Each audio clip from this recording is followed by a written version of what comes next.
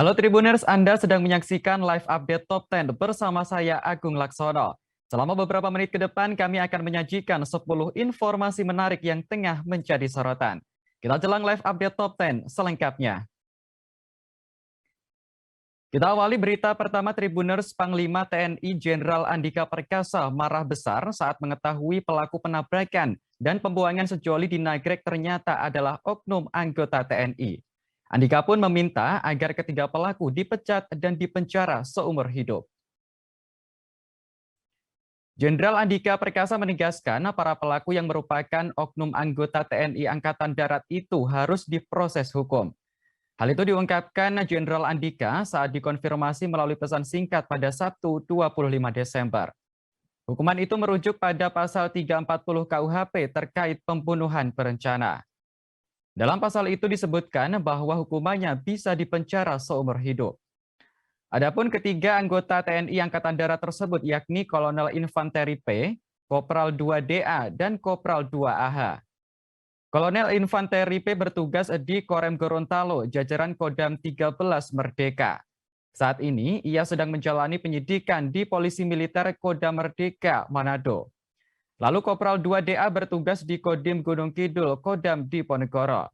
Kini tengah menjalani penyelidikan di Polisi Militer Kodam Diponegoro, Semarang. Serta Kopral 2 AH bertugas di Kodim Demak, Kodam Diponegoro. Ia tengah menjalani penyidikan di Polisi Militer Kodam Diponegoro, Semarang. Namun saat ini Kopda DA dan Kopda AH telah diserahkan ke Pomdam 3 Siliwangi. Selain akan melakukan penuntutan hukuman maksimal sesuai tindak pidananya, Panglima TNI juga telah memerintahkan penyidik TNI, TNI Angkatan Darat, serta Auditor Jenderal TNI untuk memberikan hukuman tambahan. Hukuman tambahan tersebut berupa pemecatan kepada ketiga oknum TNI tersebut. Meski telah ditahan, Pomdam 3 Siliwangi belum menetapkan ketiganya sebagai tersangka. Hal itu lantaran pihaknya masih melakukan pemeriksaan terhadap ketiganya. Sebelumnya, Handi dan Salsabila mengalami kecelakaan di wilayah Nagrek, Bandung, Jawa Barat pada Rabu 8 Desember lalu. Beberapa hari kemudian, jasad keduanya ditemukan di Sungai Serayu di wilayah Cilacap dan Banyumas, Jawa Tengah. Dalam perjalanan kasus ini, oknum TNI diduga terlibat di dalamnya. Karena pelaku diduga anggota TNI, maka Polresta Bandung menyerahkan kasus ini kepada Pomdam 3 Siliwangi. Anak atau korban tersebut itu sudah dilakukan visum, dilakukan otopsi, ya, dan sekarang sudah dibawa kembali ke orang tuanya untuk dimakamkan. Penyelidikan berlanjut, mempelajari mulai dari titik lokasi, kemudian mengawasi kegiatan-kegiatan yang ada di jalan, mengumpulkan bukti-bukti, memeriksa saksi-saksi yang ada di TKP, hingga sampai di Banyumas dan di Cilacap. Berkaitan dengan itu, hasil koordinasi hingga sekarang kami menyepakati untuk kasus tersebut dilimpahkan ke Pomdam 3 Siliwangi untuk dilakukan penyelidikan lebih intensif lagi. Sementara dari pihak kepolisian terus mengumpulkan bukti-bukti yang nantinya akan disampaikan kepada Pomdam apabila yang bersangkutan membutuhkan bukti-bukti lanjutan. Penyidik Pomdam sudah menerima pelimpahan perkara dari penyidik Polresta Bandung. Terkait hal tersebut, Pangdam 3 Siliwangi telah memerintahkan Danpom untuk melaksanakan penyidikan secara intensif dengan harapan bisa segera kita ketahui pelakunya. Memang kalau dilihat dari bukti permulaan dan petunjuk yang ada di TKP, diduga dari oknum TNI Angkatan Darat.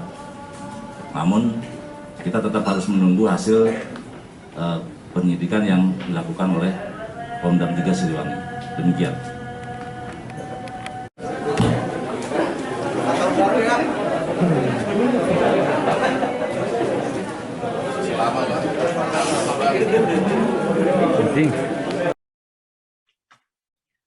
Timnas Indonesia dipastikan melaju ke final Piala AFF 2020 setelah menumbangkan Singapura 4-2 pada laga semifinal kedua. Duel Timnas Indonesia melawan Singapura berlangsung di National Stadium Singapura pada Sabtu 25 Desember malam. Pertandingan semifinal kedua Piala AFF 2020 antara Timnas Indonesia melawan Singapura berlangsung sangat sengit dan dipenuhi drama. Drama utama yang terjadi di National Stadium Singapura adalah 2 kartu merah yang harus diterima oleh 2 bintang Timnas Singapura, yakni Safwan Baharudin dan Irfan Fandi. Meski kalah jumlah pemain, Timnas Singapura justru sempat unggul 2-1 pada babak kedua.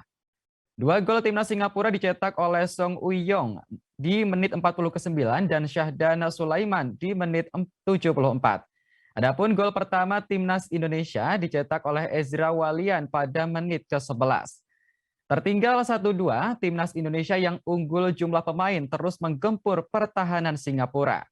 Usaha Timnas Indonesia untuk menyamakan kedudukan akhirnya berhasil pada menit ke-87 berkat gol dari Pratama Arhan.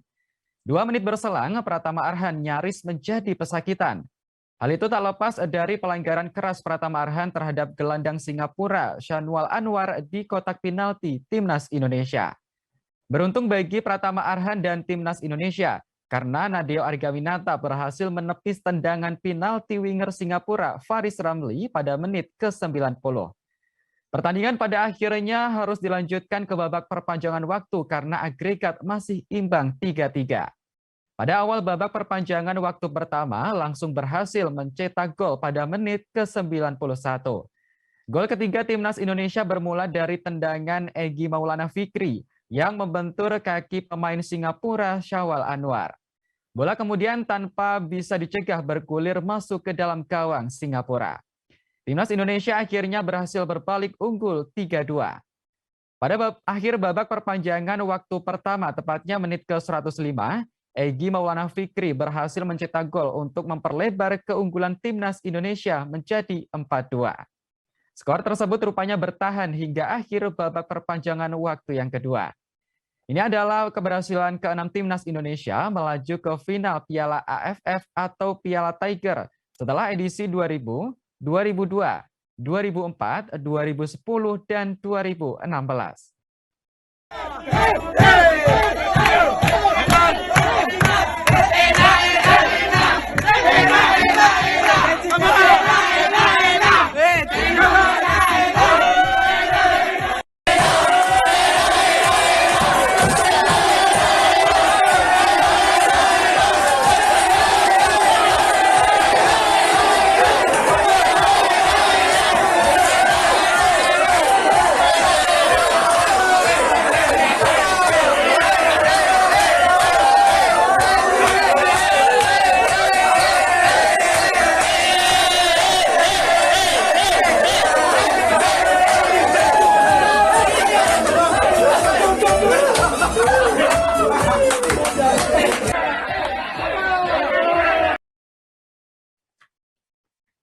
Kader PDIP yang sempat viral lantaran memukul seorang pemuda di depan minimarket kini akhirnya minta maaf.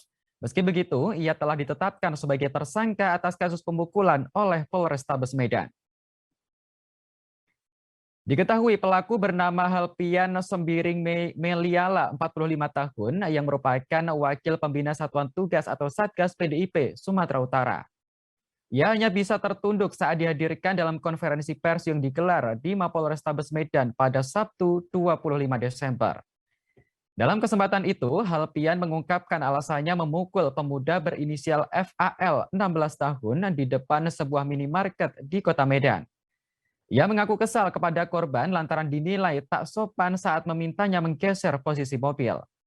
Halpian mengatakan dirinya sempat meminta FAL agar bersikap lebih sopan kepada orang tua. Lebih lanjut, Halpian mengaku khilaf telah memukul FAL. Ia pun menyampaikan permintaan maaf kepada yang bersangkutan di hadapan awak media. Saat ini Halpian sudah ditetapkan sebagai tersangka atas kasus pemukulan. Ia dijerat pasal tentang perlindungan anak dengan ancaman hukuman paling singkat 3 tahun 6 bulan penjara dan denda paling banyak Rp72 juta. Namun Helpian tak ditahan dan hanya dikenakan wajib lapor seminggu sekali pada penyidik. Terkait keputusan itu, Kabid Humas Polda Sumatera Utara Kombes Pol Hedi Wahyudi menjelaskan alasan Helpian tak ditahan lantaran ancaman hukumannya di bawah 5 tahun penjara. Selain itu, Helpian terancam dipecat dari keanggotaannya sebagai kader PDIP atas perbuatan itu. Sebelumnya, insiden pemukulan yang dilakukan Helpian terhadap FAL terjadi di depan minimarket di Kota Medan pada Kamis petang. Dalam rekaman CCTV, terlihat Helpian memarkirkan mobilnya yang bernomor polisi BK 995 hingga menabrak motor milik FAL yang terparkir di depannya. Tak berselang lama, FAL pun keluar minimarket dan terlihat menggerakkan tangan kirinya. Diduga ia memberitahu pada Helpian bahwa sepeda motornya terhalang oleh mobil. Namun Helpian yang turun dari mobil langsung menampar FAL hingga pecinya terjatuh. Bahkan Helpian terus memukul FAL meski korban tak melawan. Selesai viralnya video pemukulan itu, Helpian pun ditangkap pada Jumat 24 Desember di sebuah kafe yang tak jauh dari rumahnya. Mobilmu, dari saya pas turun dari lalu saya mengatakan beliau, Dek, misalkan sedikit, saya ini orang tua, anak saya itu lebih dewasa, mobilmu geser, foto kita saya masalah, mohon maaf, mohon maaf, saya bahwa si anak korban ini kata-katanya tidak sopan. Meskipun tidak sopan, tapi tetap tersangka ini salah karena menganiaya anak di bawah umur. Kelas berapa itu Bu ya? Kelas 3 SMA Bu ya? Kelas 3 SMA. Beberapa waktu lalu viral aksi penganiayaan dan pelecehan yang dilakukan sopir taksi online terhadap penumpangnya. Peristiwa itu dipicu lantaran sang sopir kesal karena penumpang muntah di dalam mobil. Kini pelaku yang berinisial GJ itu sudah diamankan oleh polisi. Polisi tak butuh waktu lama untuk menciduk sopir taksi online berinisial GJ yang menganiaya penumpangnya berinisial NT di kawasan Tambora, Jakarta Barat. Pelaku ditangkap pada Jumat 24 Desember 2021 sekira pukul 14.30 waktu Indonesia Barat oleh unit Reskrim Polsek Tambora. Kabid Humas Polda Metro Jaya Kombes Endra Zulpan membenarkan bahwa Polsek Tambora sudah menangkap pelaku sopir taksi online tersebut. Kini GJ sudah ditahan dan ditetapkan sebagai tersangka. Penangkapan terhadap GJ bermula dari curhatan korban di media sosial yang mengaku dianiaya dan dilecehkan oleh sopir taksi online. Korban NT mengunggah foto dengan wajah dan tangan yang berdarah. Belakangan diketahui aksi dugaan penganiayaan yang dialami NT terjadi di kawasan Tambora, Jakarta Barat pada Kamis 23 Desember dini hari. Ia bersama saudara perempuannya menaiki taksi online seusai menghadiri pesta di kawasan Pantai Indah Kapuk. Dalam acara itu, NT mengaku sempat menenggak minuman beralkohol. Hingga akhirnya NT merasakan mual dan ingin muntah di tengah perjalanan saat naik taksi online. NT mengaku sempat meminta untuk berhenti sebentar, namun tidak digubris oleh sang sopir. Sehingga NT pun muntah, namun hanya mengenai bagian bodi mobil saja. Lantaran sopir terus menggerutu, NT lalu menjanjikan akan mengganti rugi Rp100.000 atas kejadian itu. Namun sopir tak terima dan malah meminta uang ganti rugi tersebut sebesar Rp300.000. Aksi cekcok pun tak dapat dihindari hingga akhirnya sang sopir meminta uang dengan melakukan kontak fisik. NT mengaku bagian sensitifnya dipegang oleh sang sopir. NT dan saudaranya pun melakukan perlawanan balik dengan memukul si sopir. Perkelahian itu pun mengundang perhatian warga sekitar yang mencoba untuk melerainya. Atas kejadian itu, NT melaporkan sang sopir atas kasus penganiayaan dan pelecehan ke Polsek Tambora, Jakarta Barat.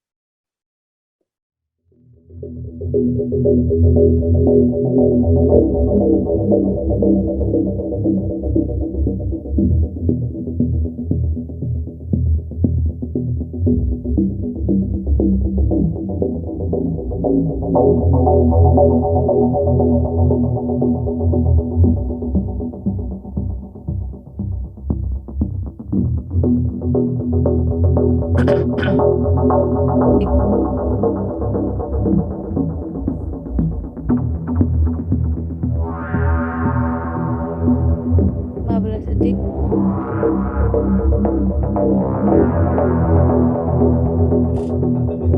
ya. 10, 9. Varian Omikron masih terus menyebar luas ke berbagai penjuru negara di dunia. Di tengah penyebaran Omikron yang kian masif ini, publik kembali dihebohkan dengan kemunculan varian Delmikron. Diketahui Delmikron merupakan perpaduan dari dua strain yang ada, yaitu varian Delta dan varian Omikron. Secara umum, pasien yang diserang gelombang Delmikron menderita gejala yang sama dengan varian Delta maupun Omikron. Di antaranya seperti suhu tubuh yang tinggi, batuk terus-menerus, kehilangan penciuman atau perasa, sakit kepala, pilek, dan sakit tenggorokan. Menurut laporan IANS atau Indo-ASEAN News Service, kombinasi dua varian tersebut sudah meluas ke sejumlah negara. Di antaranya negara-negara di Eropa dan Amerika Serikat. Seperti di Eropa, varian ini telah berdampak pada orang dengan gangguan kekebalan. Pihaknya menyebut kemungkinan terinfeksi lebih tinggi ketika seseorang terpapar ke kerumunan besar, yang mana orang bisa membawa varian yang berbeda. Sementara itu, Times of India melaporkan karena merupakan gabungan dari Delta dan Omikron. Delmikron dianggap bisa sangat menular dan dapat menyebabkan gejala yang parah. Meski begitu, masih diperlukan penelitian lebih jauh terkait temuan varian Delmikron ini, terutama untuk mendapatkan pengetahuan terperinci tentang sifatnya. Terkait hal ini, Organisasi Kesehatan Dunia atau WHO belum memberikan penjelasan lebih lanjut terkait varian Delmikron. Keduanya masih belum mengatakan lebih lanjut seputar klaim varian baru yang disebut Delmikron ini. Istilah tersebut muncul setelah dilaporkan oleh Dr. Sansang Joshi. Ia benar-benar berbicara tentang situasi di mana varian Delta dan Omikron menyebabkan lonjakan kasus COVID-19 di wilayah tertentu. Sehingga temuan ini bukan varian baru dari novel coronavirus. Tetapi pada dasarnya adalah situasi di mana varian Delta dan Omikron ditemukan hadir pada pasien COVID-19 yang sama atau menyebar dengan cepat di wilayah yang sama. Kendati demikian, masyarakat di seluruh dunia terus diminta selalu menerapkan protokol kesehatan dimanapun berada.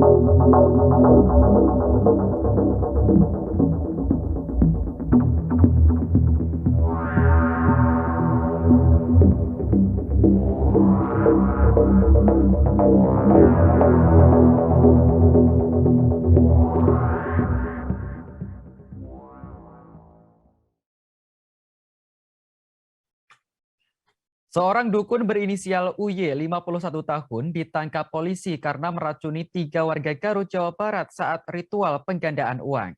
UY nekat melakukan hal itu karena sakit hati dituduh sebagai dukun palsu dan tak terima anaknya dimarahi.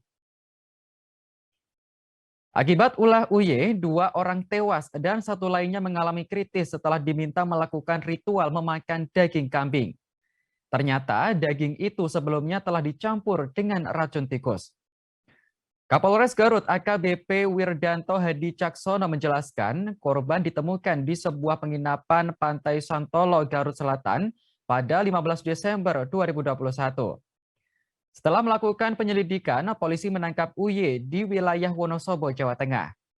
Kepada polisi, UY mengaku berprofesi sebagai dukun pengganda uang.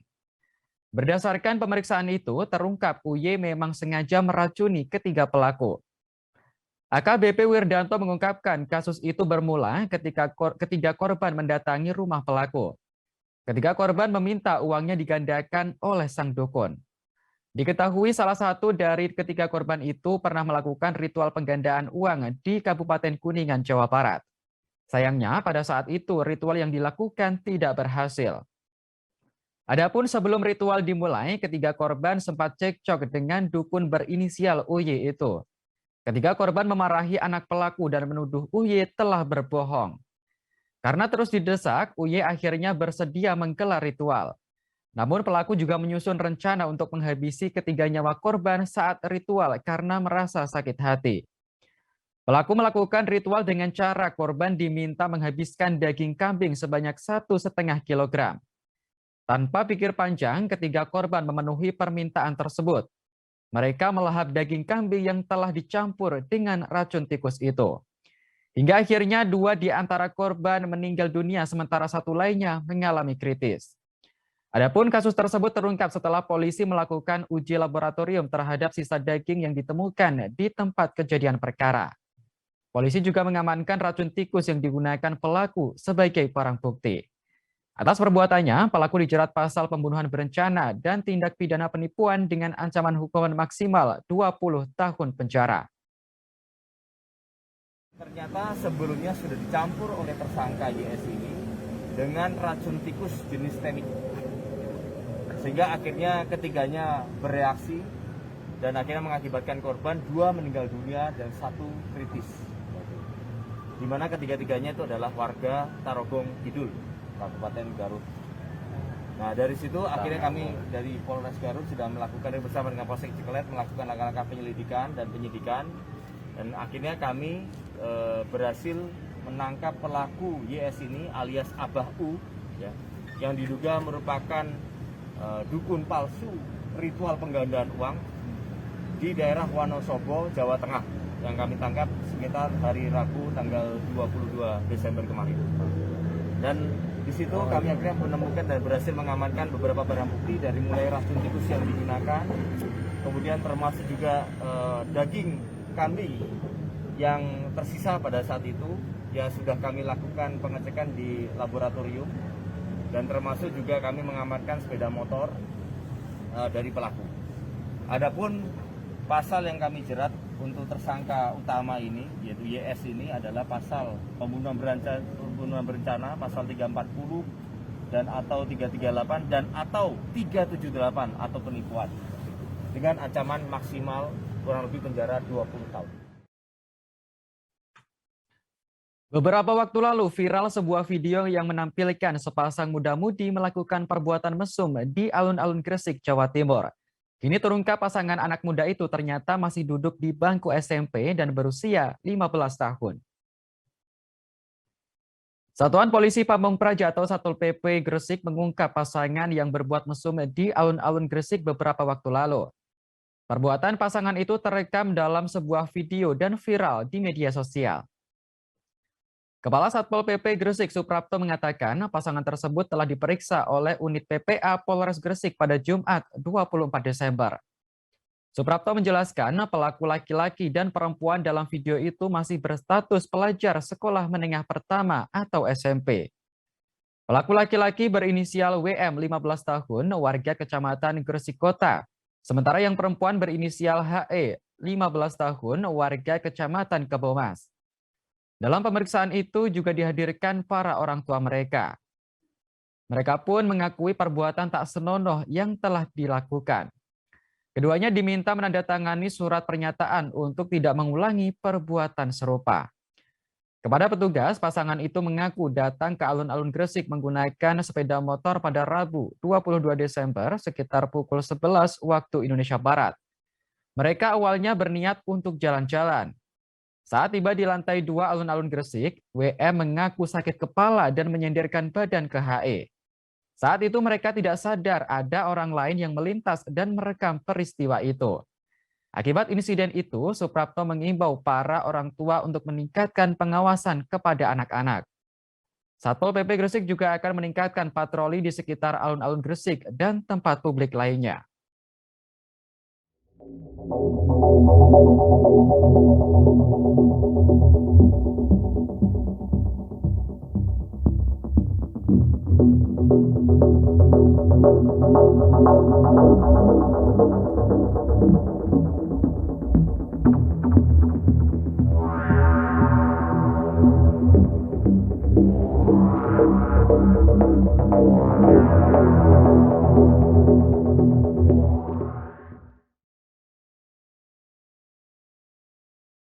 Baru-baru ini beredar sebuah video yang merekam aksi percobaan penculikan terhadap seorang anak di depan sebuah rumah. Video itu kemudian mengundang banyak pertanyaan dan viral di media sosial. Pasalnya dalam video itu terlihat ada seorang pria mengenakan seragam TNI. Peristiwa itu terjadi di Jalan Melur Setiabudi, Kecamatan Medan Selayang pada Rabu 22 Desember 2021. Ini terungkap ternyata pelaku percobaan penculikan anak tersebut dilakukan oleh ayah kandungnya sendiri. Dari pengakuan penjaga perumahan bernama Seno, pada saat kejadian memang terjadi keributan di lokasi tersebut. Keributan itu bermula saat 2 unit mobil yang datang tiba-tiba dan hendak membawa kabur seorang anak yang sedang dibonceng menggunakan sepeda motor. Kemudian ada laki-laki turun dari mobil itu dan langsung menarik paksa anak perempuan tersebut. Menurut Seno, laki-laki yang menarik anak perempuan itu datang bersama ayah kandung sang anak. Kemudian belakangan ia mengetahui ternyata keributan itu disebabkan karena seorang ayah hendak membawa anak kandungnya sendiri yang saat ini sedang diasuh oleh ibunya. Menurut keterangan Seno, saat keributan terjadi juga muncul laki-laki berseragam TNI. Laki-laki berseragam TNI itu datang bersama rombongan ayah sang anak yang dituduh hendak menculik. Dari penuturan Seno, oknum TNI itu sempat ditanyai oleh ayah tiri si anak perempuan bernama Teguh. Namun Seno tak menjelaskan lebih lanjut mengenai kehadiran TNI itu di lokasi kejadian.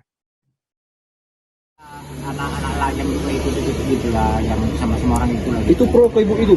Hah? Pro ke ibu Bukan, yang pro sama ibu itu pegawai itu, sentra itu. Pegawai situ?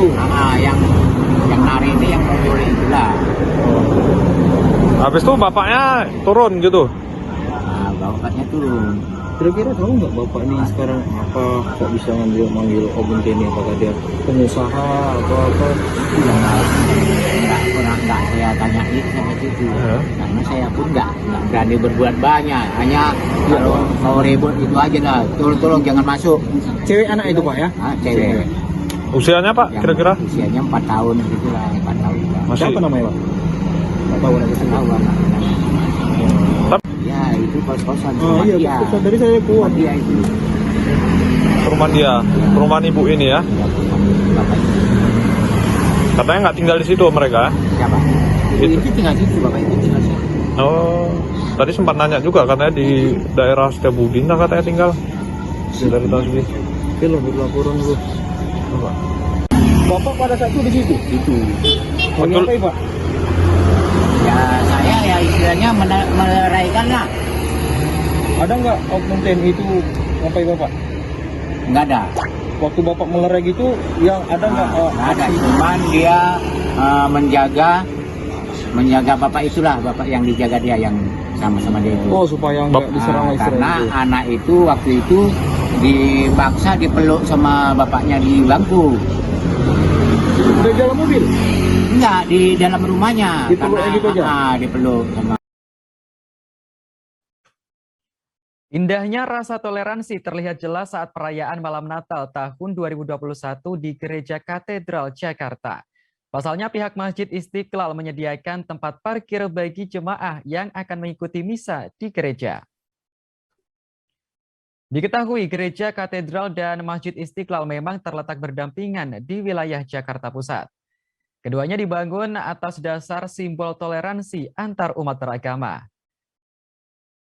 Humas Keuskupan Agung Gereja Katedral Jakarta, Susiana Suwadi, mengucapkan terima kasih kepada imam besar dan pengelola Masjid Istiqlal. Susiana berujar, keleluasaan parkir di Masjid Istiqlal mempermudah jemaah yang hendak mengikuti misa tatap muka. Ia menuturkan lokasi antara Gereja Katedral dan Masjid Istiqlal yang berdampingan sangat membantu kegiatan misa Natal 2021.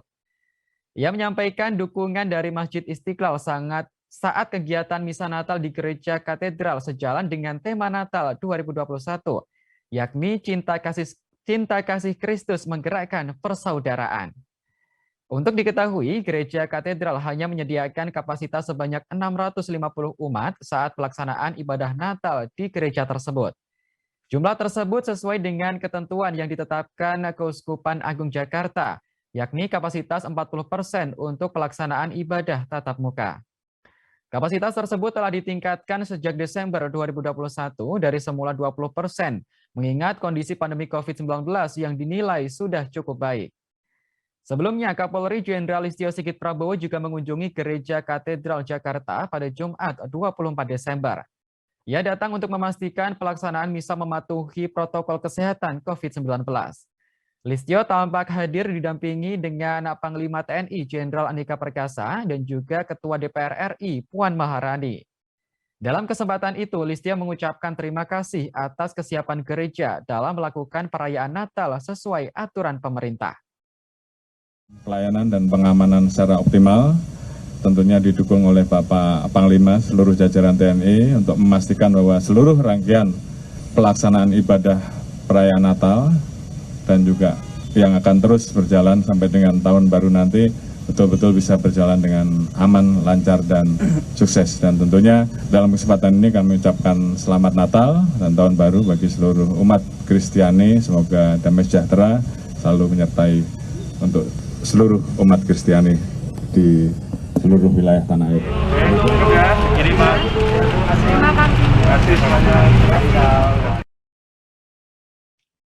Masjid Raya Sumatera Barat di Kota Padang dinobatkan sebagai masjid dengan desain arsitektur terbaik di dunia. Penghargaan itu datang dari Abdul Latif Al-Fauzan Award atau AFAMA beberapa waktu lalu. Inilah penampakan megahnya Masjid Raya Sumatera Barat di Kota Padang. Salah satu yang paling mencolok dari masjid ini adalah tidak adanya kubah. Sebagai gantinya, atap masjid didesain berupa atap segi 4 dengan tiap sudut menjulang ke langit seperti rumah gadang. Selain itu, Masjid Raya Sumatera Barat memasukkan unsur budaya khas Minang, ditunjukkan dari atap dan corak ukiran Minangkabau di dinding-dindingnya. Karena keunikannya tersebut, Masjid Raya Sumatera Barat menerima penghargaan sebagai masjid dengan desain terbaik di dunia dari AFAMA. Penghargaan ini merupakan ajang untuk menampilkan karya dan desain masjid dari negara-negara dengan penduduk muslim di dunia. Namun siapa sangka salah satu pendiri masjid megah itu adalah Gubernur Jawa Barat, Ridwan Kamil. Sementara arsitek di balik masjid itu adalah Rizal Muslimin, prinsipal arsitek dari PT Urban. Selain itu juga ada PT Pentarekayasa sebagai penyusun DID. Adapun peletakan batu pertama masjid tersebut dilakukan pada 21 Desember 2007 oleh Gubernur Sumatera Barat waktu itu, Gamawan Fauzi. Pengerjaannya sendiri dilakukan dalam beberapa tahap yang terkendala karena hanya mengandalkan dana APBD Provinsi Sumatera Barat. Dari laman resmi Instagram Abdul Latif Al-Fauzan Award, desain atap dan dinding yang terbuka disebut mampu membawa angin masuk ke dalam masjid. Saat ini, Masjid Raya Sumatera Barat menjadi salah satu ikon wisata religi terkenal dan wilayah Padang dan sekitarnya. Selain Masjid Raya Sumatera Barat, ada beberapa masjid dari negara lain yang menjadi pemenang. Di antaranya Masjid Çaklar di Istanbul, Turki, Masjid Raja Abdullah di Riyadh, dan Masjid Merah di Bangladesh.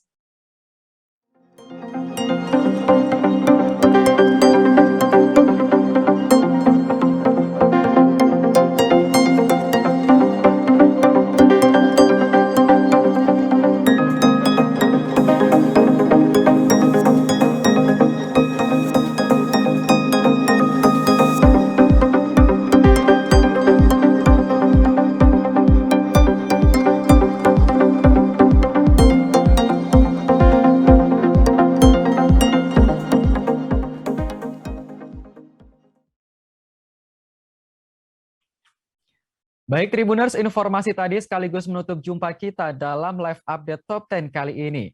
Jangan lupa untuk terus perbarui informasi Anda di kanal YouTube Tribun News. Saya Agung Laksono pamit undur diri. Terima kasih dan sampai jumpa. Jangan lupa like, subscribe, dan share ya.